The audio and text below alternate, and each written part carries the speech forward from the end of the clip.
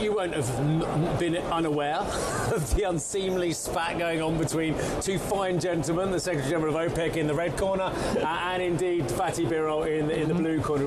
Got a lot of time for both of them as well. Which one's right?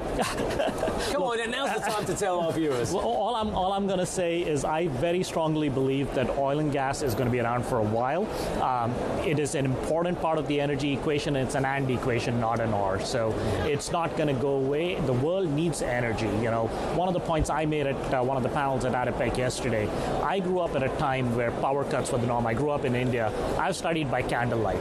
I am incredibly proud of the fact that my kids did not have to study by candlelight, and I think our responsibility as an industry is to provide the same for every kid around the world, to make sure that the billions that are still living in energy poverty come out of that, and that is an integral part of our mission. So I think that's something that motivates us, inspires us, and energizes all of us to do what we do. Well, I think we're getting more skeptical, and I do think it's getting harder to sell the climate narrative to the wider public. So what does the UAE need to do to move the needle on COP? And I don't want to give you a free kick here. I think it's a valid question, but genuinely, what needs to be done to really move this conversation forward? Yeah, well, I think a lot of it is already happening. If you look at the ADIPEC conference and the theme around it, right, it is all around, not just today's energy business or today's oil and gas business.